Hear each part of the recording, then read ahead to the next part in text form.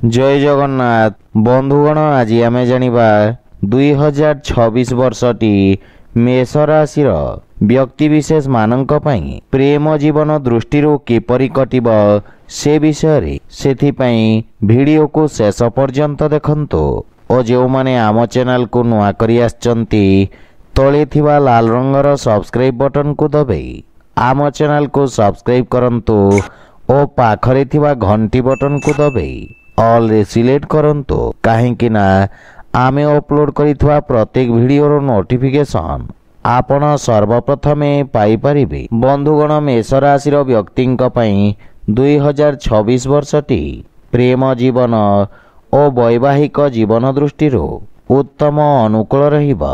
वर्षर प्रारंभ रे आपणक जीवन रे प्रेम भाव वृद्धि पाइब।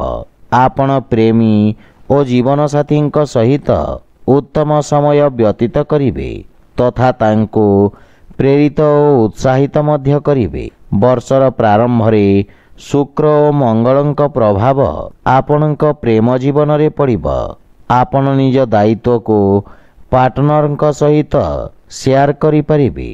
अविवाहित व्यक्ति को अप्रत्याशित स्थान रे आकर्षक लोकंक सहित साक्षात करिवे किंतु वर्षर मध्य भाग रे आपण सामान्य भावुक रहिबे किंतु बुध ग्रहंक प्रभाव आपणक संचार कौशल को प्रभावित करिब जहा फल रे आपण संचार कौशल रे उत्तम प्रदर्शन करिबा सहित प्रेम जीवन रे मध्य उत्साह वृद्धि पाइब।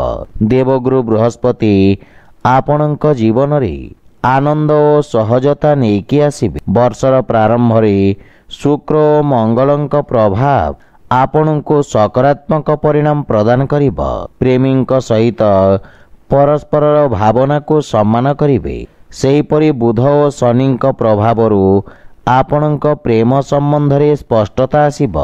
फेब्रुआरी मासरे प्रेम संबंध रे संपर्क आहुरी मजबूत हेबाकु लागिब एवं परस्पर मध्य रे आकर्षणर संचार हेब किंतु मार्च मासरे आपणकु निज क्रोध रे नियंत्रण रखिबाकु पड़िब अन्यथा पार्टनर सहित छोट छोट झगड़ा होई पारे। शुक्रंक प्रभाव कारणरू आपण वैवाहिक जीवन रे भविष्यत संबंधित योजना प्रस्तुत करिवे। एप्रिल मासरे प्रेम भाव वृद्धि पाइब एवं परस्पर मध्य थिबा विश्वास दृढ़ हेबाकु लागिब किंतु जून परे स्थिति रे सामान्य परिवर्तन देखिबाकु मिलिब।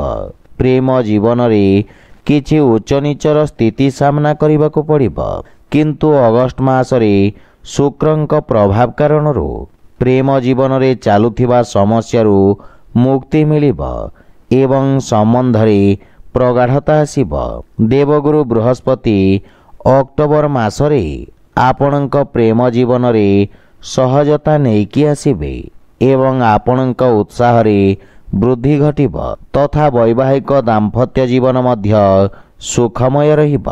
तो बंधुगण यह थिला 2026 वर्षर मेष राशि प्रेम जीवन विषय रे। जदि वीडियोटी आपण मन को भल लगी थाए लाइक शेयर और कमेंट करी जणांतु एवं आम चैनल को सब्सक्राइब करंतु। जय जगन्नाथ।